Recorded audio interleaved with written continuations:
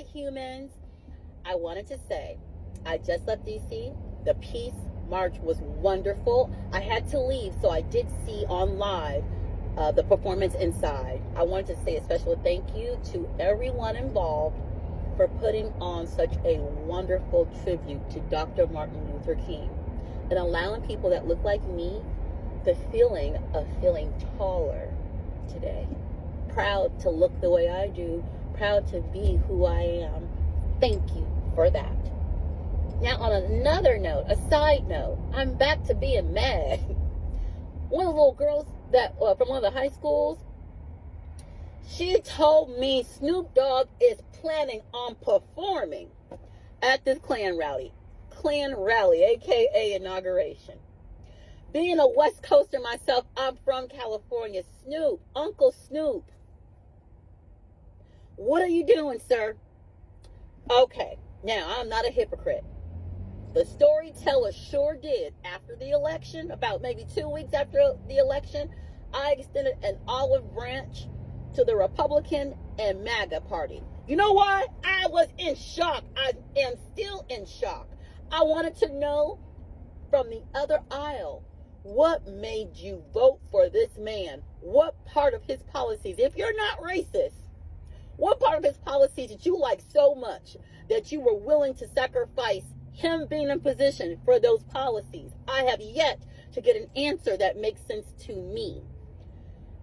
Another reason why I have been so upset and thought that would be the best way to go about it, to understand, is because of my job and what I do for a living and what I enjoy doing here on this plane, on this planet.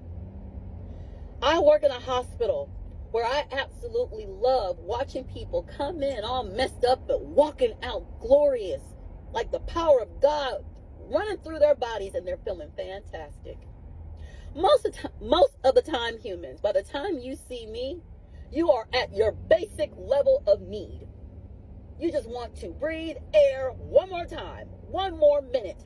And when you are in this condition, do you know I cannot afford to care about your political affiliations? I cannot afford to care about your religion, what language you speak, what country you're from, and let alone what color your skin is, or how tightly coiled your hair is. I can't afford those things, because my concern is that you are a human being, and we need to keep that heart pumping, and I want to see you do well in this world. So here you are, not also caring about those things, because like I said, all you care about is breathing air one more moment. So how can you humans, after leaving the hospital with me, feeling so great about life, and then actually consciously decide to check off that man's name and allow him to be our commander-in-chief? I am still in shock, not as in shock as I was before. So here I am in shock, trying to find out why, the why.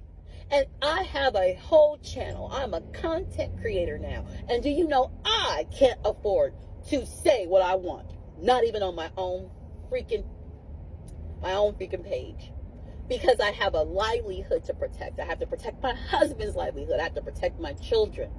I have to talk in freaking code. And why I'm upset about this? Uncle Snoop Dogg, you don't have to do any of these things. You don't have to protect your livelihood. You are filthy freaking rich. You are older than myself, sir. You know better, sir.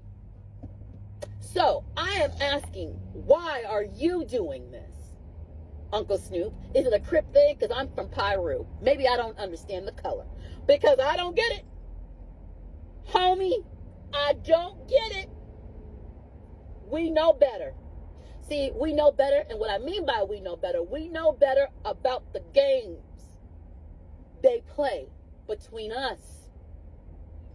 If you did not know, there are certain racial games that other cultures play within our culture to build wedges between us. They'll do it between black women. They'll do it between our black men and black women. Heck, they'll even do it between our black parents and our black children. They will build these wedges just to stir the pot, because together we're stronger. I hate that I got that from an 8 movie. Together we're strong. I mean, come on, people. Uncle Snoop, you know better.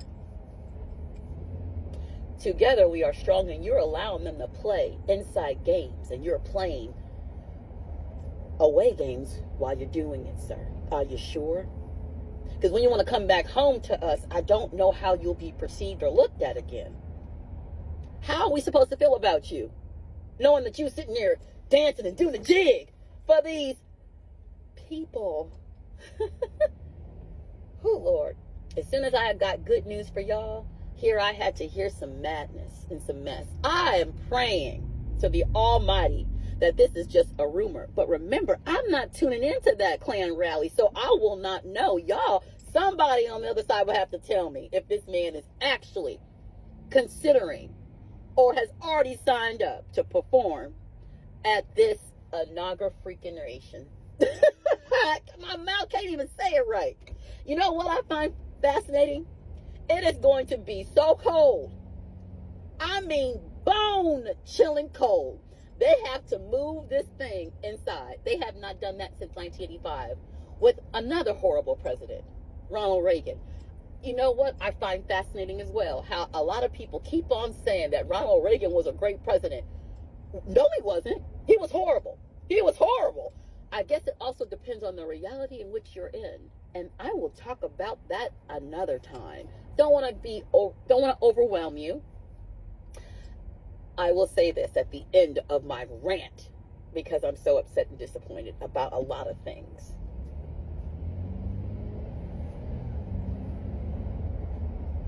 Take heed to what you're doing. Know if you are being played or are you playing. And if you don't want to play, don't freaking play the game. Rise above it. See exactly what this is so that you can strategically move around it. Okay? Humans, remember, regardless of all of this, at the end of all of it, you are loved, you are blessed, and you are never alone. God bless humans.